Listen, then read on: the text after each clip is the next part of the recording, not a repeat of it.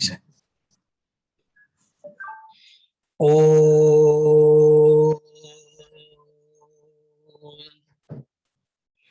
ओ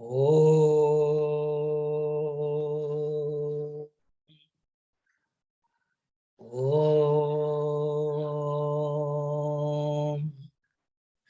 ओम सहना भवतु सहनौ भुनक्तु सह वीर्यं करवावहै तेजस्विनावधीतमस्तु मा विद्विषावहै। ओम शांति शांति शांति। गुरुर्ब्रह्मा गुरुर्विष्णु गुरुर्देवो महेश्वरः गुरुरेव परं ब्रह्म तस्मै श्री गुरवे नमः। समस्त जन कल्याणे निरतं करुणामयं नमामि चिन्मयं देवं सद्गुरुं ब्रह्मविद्वरं सद्गुरुं ब्रह्मविद्वरम्। ओम गणानां त्वा गणपतिगं हवामहे कविं कवीनामुपमश्रवस्तवं ज्येष्ठराजं ब्रह्मणां ब्रह्मणस्पत आन शृण्वन्नो दिविः सीदसादनम्। ओम महागणपतये नमः। आज पवित्र भाद्रव शुक्ल चतुर्थी,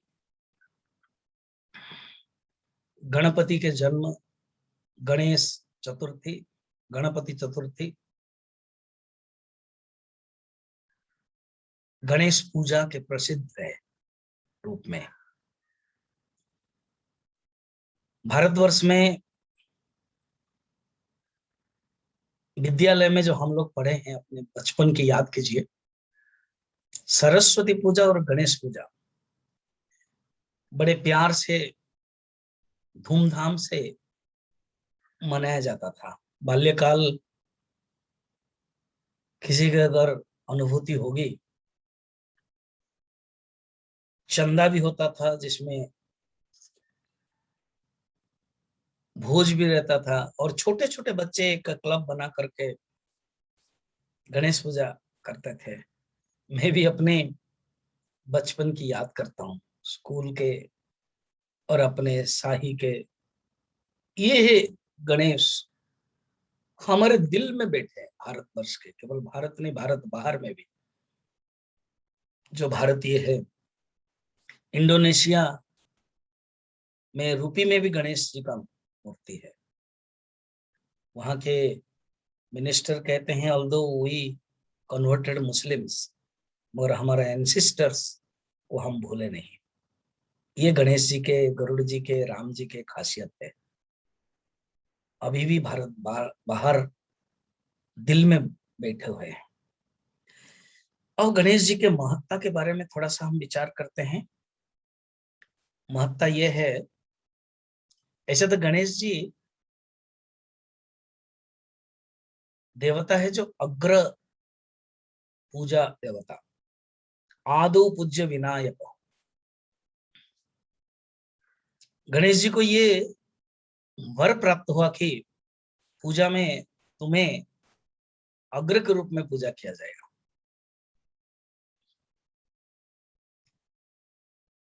और गणपति अथर्व शीर्ष में गणेश को परम ब्रह्म के रूप में चित्रित किया गया है कि तुम ब्रह्म, आप ब्रह्म हो, ब्रह्म के रूप में वर्णन किया गया है।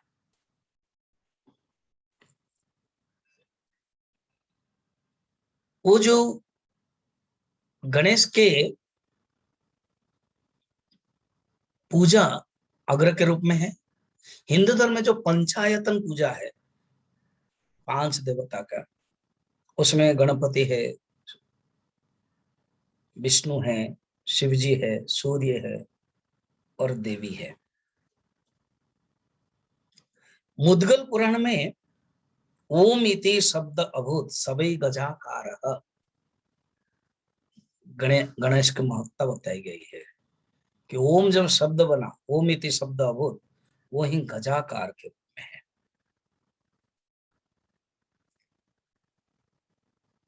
गणेश के जो जन्म है बड़ा सुंदर है। माता पार्वती अपने स्नान करते समय, अनेक अलग अलग कथाओं है गणपति के बारे में है, गणेश पुराण भी है, अनेक पुराणों में गणेश के बारे में वर्णन है। उपनिषद में तो है ही, उपनिषद का ये देवता है। गणपति अथर्वशीर्ष प्रसिद्ध है, पुराणों में गणेश के बारे में कथा है। कथा इस प्रकार के है कि माता पार्वती स्नान करते समय अपने मल से उन्होंने एक सुंदर मूर्ति बनाई। उनके मन में ये भाव आया कि मेरे एक सुरक्षा के लिए, लालन पालन कर लिए, एक सिक्योरिटी के रूप में, एक प्रेम के वात्सल्य के रूप में, एक शक्ति पुंज के रूप में निकले तो सुंदर बालक हुआ। उन्होंने चेतन शक्ति दिया, कहा कि तुम मेरी रक्षा करो, किसी को भी प्रवेश मत कराओ। ये भगवान की लीला है। अब भगवान शंकर आए, ये बड़ा कथा प्रसिद्ध है, सब लोग जानते हैं।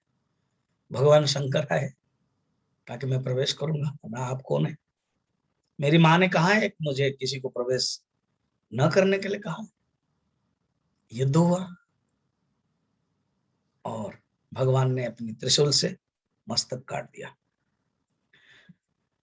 माता अंदर पूजा कर रही थी, उपासना कर रही थी, आकर के देखा तो दुखी हुई, कहा कि जैसे भी है आप मेरे बालक को जीवित कराए। भगवान शंकर ने कहा कि दिशा में जाओ, जो भी जीव के मस्तक मिलेगा लेके और लगा दो। कहते हैं कि हाथी था, हाथी के मस्तक काट करके लगा दिया गया, वो गणेश बने। गणेश बुद्धि के देवता है, बड़े बुद्धिमान है। तुलसीदास जी रामचरितमानस में गणेश जी को इसीलिए पूजा करते हैं। प्रसिद्ध श्लोक में कहते हैं कि वर्णानामृत संहानम रसानाम छंदसामपि वंदे वाणी विनायको। वाणी सरस्वती को और गणेश को मैं प्रणाम करता हूं।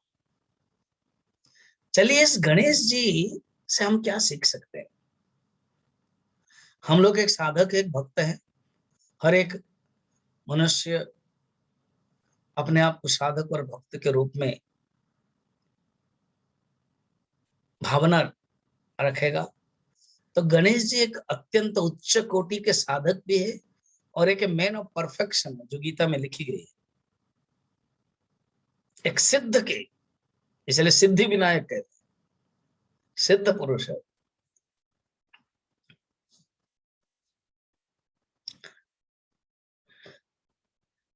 अनेक सुंदर सुंदर कथा जुड़ी हुई है गणेश के साथ।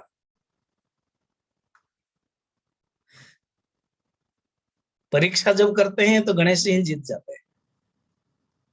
बड़े भाई कार्तिक है, कहीं कहीं पुराणों में वर्णन है गणेश बड़े, और मुख्यतः ये माना गया है कार्तिक बड़े है, उसके बाद गणेश।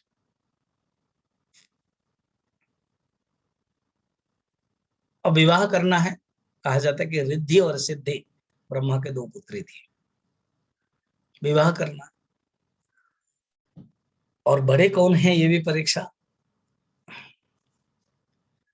कहा गया भगवान शंकर और माता पार्वती बैठे हैं, कहा गया कि 3 बार जो पृथ्वी को परिक्रमा करके आ जाएगा वो श्रेष्ठ भी है और वो ही विवाह कर पाएगा रिद्धि और सिद्धि के साथ। अब कार्तिक तो एक्टिव है, कार्तिक भी बड़े सुंदर हमारे स्कंद भगवान है। स्कंद पुराण में वक्ता ही स्कंद है। इस जगन्नाथ कथा स्कंद पुराण में आता है, पुरुषोत्तम महात्म्य, केदार खंड, काशी खंड आदि सब स्कंद ने कहा है। अनेक साधु संत को मंदराचल पर्वत में जब बोलते थे तब जैमिनी ऋषि भी थे, फिर बाद में जैमिनी ऋषि अन्य ऋषियों ने बताया है। तो स्कंद इज ए पावरफुल फाइटर भी है, और he is a good narrator also, he is a speaker, commander in chief है, बहुत एक्टिव है। स्कंद भगवान कहते हैं हम कि मैं स्कंद हूं विभूति में, भगवान कृष्ण गीता के दसम अध्याय विभूति योग में।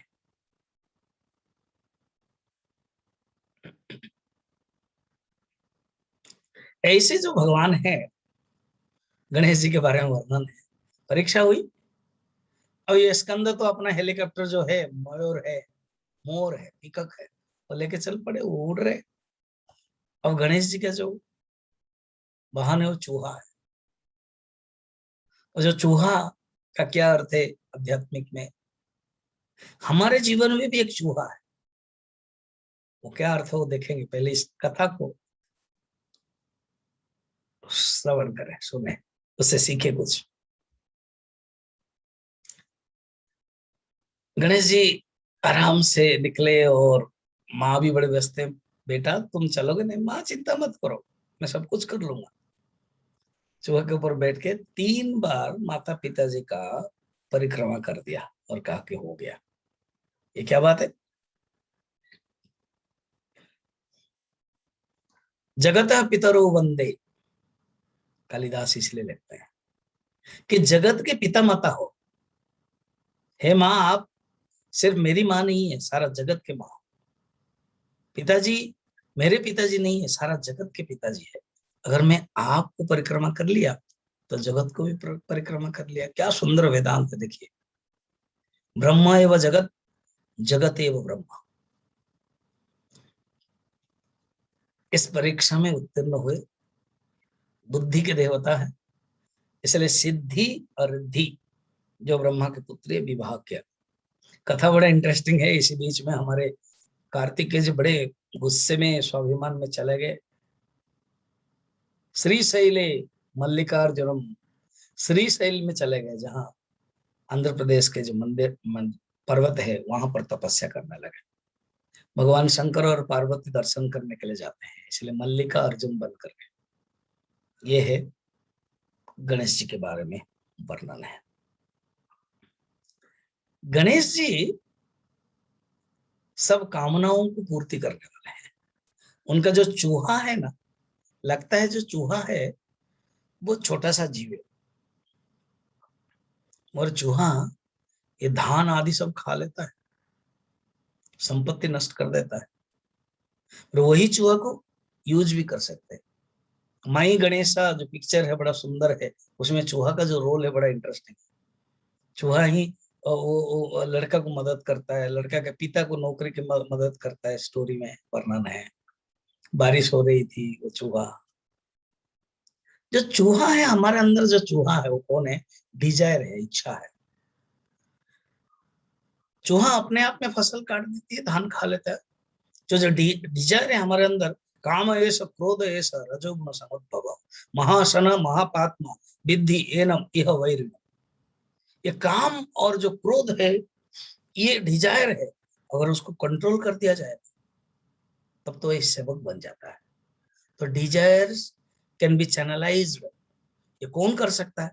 जो सिद्ध गणेश है, मैन ऑफ परफेक्शन है, स्थित प्रज्ञ है, अनन्य भक्त है, ज्ञानी है। तो भगवान गणेश हमें कह रहे हैं तुम्हारे पास भी एक चूहा है, सिर्फ मेरे पास नहीं है। मैं कैसे कंट्रोल करता हूँ? चूहा मेरी बातें मानता है। तो तुम्हारे जो डिजायर है, तुम्हारे जो इच्छा है, तुम भगवान के डायरेक्शन में ले लो, तुम्हारी बात मान लेगा। भगवान के जो रूप है हमारे गणेश जी का, ये बहुत लोग ना, जो हमारे हिंदू धर्म के रहस्य, सिद्धांत, सिंबलिज्म नहीं जानते, वो देवता देवियों के रूप देख के बड़ा कंफ्यूजन होते हैं। राम जी के चलता है, कृष्ण के भी चलता है।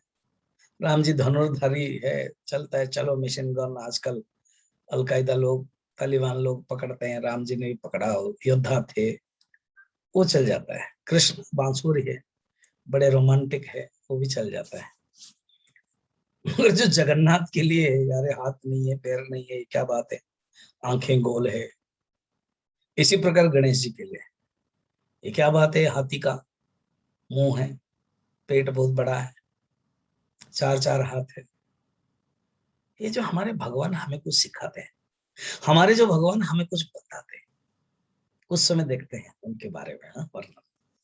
हमें यानी यानी सिद्धस्य लक्षणानि तानि तानि साधकस्य साधनानि, जो जो सिद्ध के लक्षण हैं वही वही साधक के साधना है, मूल्य है, गुण है। If you don't stand for one value, fall for everything. ये जो मूल्य है जीवन में आवश्यक। चलिए गणेश हमें क्या सिखाते हैं, एक एक करके देखते हैं। उनके कान बड़े हैं, मेरे जो बैकग्राउंड के पीछे देखते हो गणेश जी है, कान बड़े बड़े हैं। अर्थ क्या है, हमें श्रवण करने के लिए आतुर होना चाहिए। कान को श्रवण कहते, रामचरितमानस में वर्णन है, भगवान राम लक्ष्मण सीता वाल्मीकि के पास जाते हैं, रुकते हैं, पूछते हैं, हे गुरुदेव, हमें पिताश्री के वचन पालन करने के लिए 14 साल जंगल में वनवास में आए हैं, कहाँ रुकेंगे।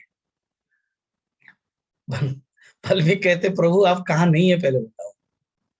फिर थोड़ा शर्मा जाते हैं, ईश्वर के रूप में, निर्गुण निराकार के रूप में सर्वत्र विद्यमान है। फिर भगवान कहते, प्रभु 14 प्रकार के भक्त के पास रहे, जिनकर श्रवण समुद्र समाना। प्रभु जो भक्त ना आपकी कथा सुनने के लिए पसंद करता है, कभी भी अघाता नहीं है, जिनके कान बड़े हैं श्रवण करने के लिए, ऐसा रहे। इसका अर्थ है गणेश जी बताते हैं, भगवान की कथा ही सुनते जाओ, सुनते जाओ, सुनते जाओ। ये सीखना है गणेश जी से। उनकी आंखें वो छोटी है शरीर के दृष्टि से, हाथी का भी आंख देखना, आंख छोटी माने कंसंट्रेशन होना चाहिए, एकाग्रता होनी चाहिए। ध्यान करते समय आंख को बंद किया जाता है, छोटे किया जाता है। पूरी आंख बंद कर दिया तो अमावस्या है, पूरी आंख खुली दी थी पूर्णिमा है, और अर्ध मिलित है। इसका अर्थ है ध्यान की अवस्था है, उन्मन अवस्था या कंसंट्रेशन है। सुंदर है ना। चलिए उनके जो दांत है ना, अभी भी आप उस सुंदर चित्र में देखते हैं, दांत एक टूटा हुआ है। इसके दो कथाएं हैं और इसका तात्विक रहस्य है। एक कथा है, परशुराम के साथ युद्ध हो रहा था। एक दिन परशुराम आए और हमारे कार्तिक और गणेश जी बाहर खड़े हैं, क्योंकि भगवान शंकर ने मना किया, तपस्या मिलन रत है। परशुराम भगवान शंकर के परम भक्त है। परशुराम अवतार भी है विष्णु के, अंश अवतार, आवेश अवतार। उनके अंदर एक स्वाभिमान है कि मैं भगवान शंकर के भक्त हूँ, शिष्य हूँ। उन्होंने तपस्या करके वर प्राप्त करके गए, धनुष भी लेके गए। एक जनक राजा के पास दिया था और एक मथुरा के राजा के पास दिया था, जो कंस के पास था। एक ने भगवान राम ने तोड़ा और एक भगवान कृष्ण ने तोड़ा। बड़े सुंदर कथा है हमारी। परशुराम आए, उन्होंने कहा कि अरे बालक छोड़ो, तुम कौन हो, मैं प्रवेश करूंगा। नहीं, आप नहीं जा सकते, तुम्हें मैं जानते नहीं मैं कौन। क्रोधित हुए, आवेश में युद्ध है, और सांप फेंका तो दांत टूट गया। ये कथा है।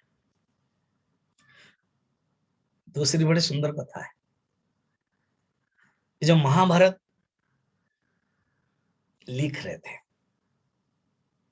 ये महाभारत लिखने की जो शैली है, जो कंडीशन है, जो भूमिका है, बड़ा सुंदर है।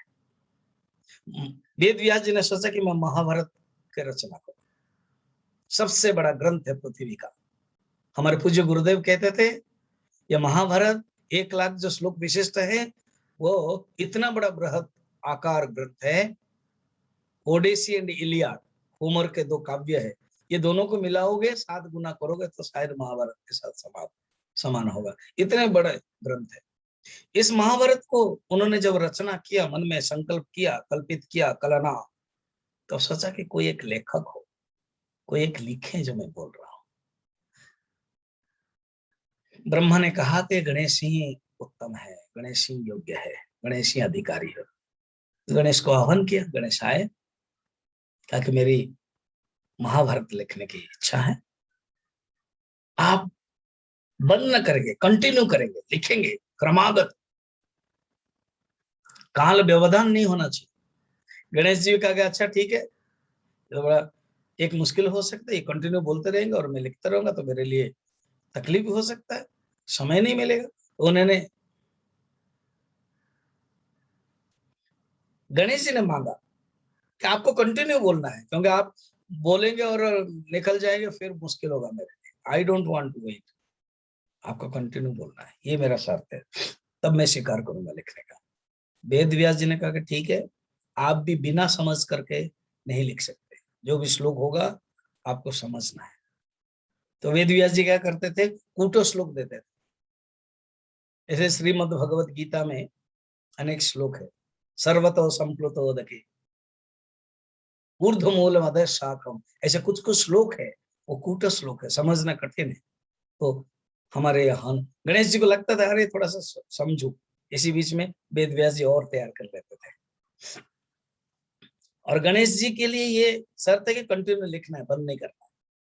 कथा बड़ा इंटरेस्टिंग है, उनके जो लेखनी है ना, पुराने जमाने के जो लेखनी, वो लकड़ी का बनता था और वो स्याही का रहता था, आधान मसीधान।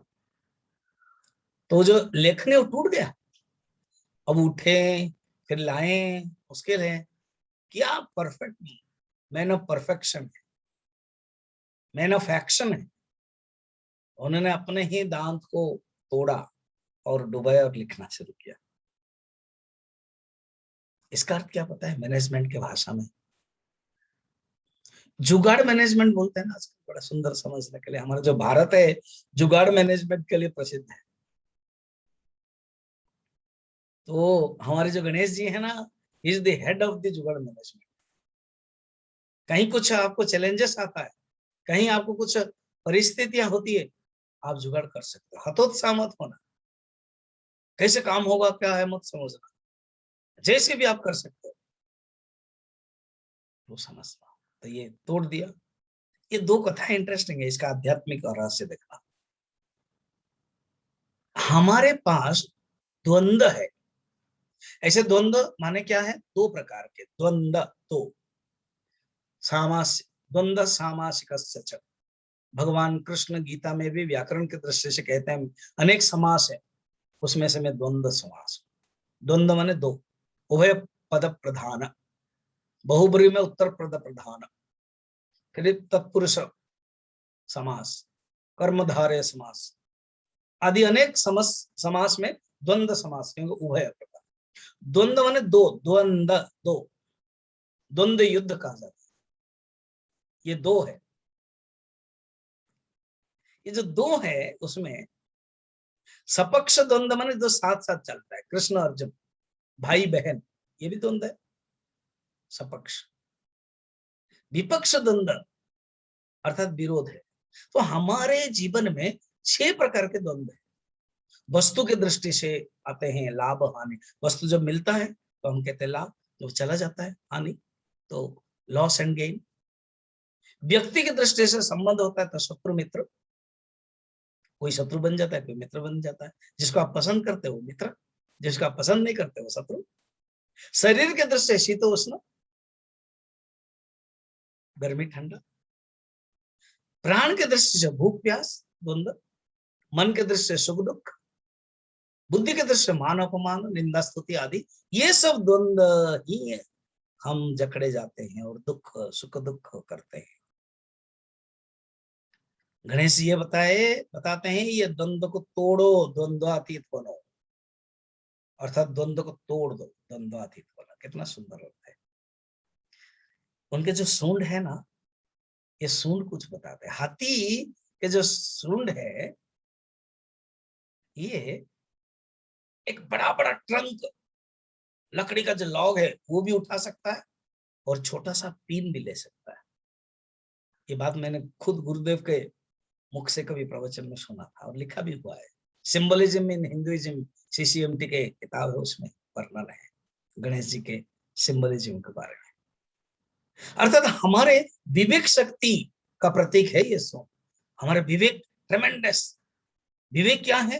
अनेक संभावनाओं के गंताघर है, अनेक संभावना के स्टोर हाउस है।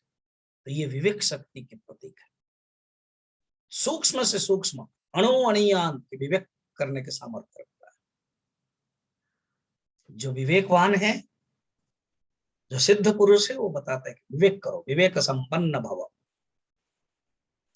पेट क्या है?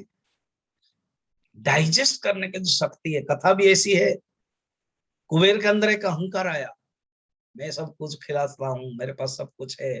भगवान शंकर भेज देते हैं गणेश जी के पास। गणेश जी खाते खाते खाते, कहानी बड़े सुंदर कहते हैं, सब अन्न जितना भी बनाया गया था ना, सब खा लिया। चेयर टेबल तक खा लिया, वस्त्र, अन्न, घर सब खा लिया। बड़ा मुश्किल है, तो हैरान हो गए। माँ पार्वती आती है और जो भर्जिता धान्यम, जो धान है, जो चावल है, जो भुनी हुई है, वो एक ही दाना दे देते हैं। बस हो गया। इसका अलग अलग अर्थ है।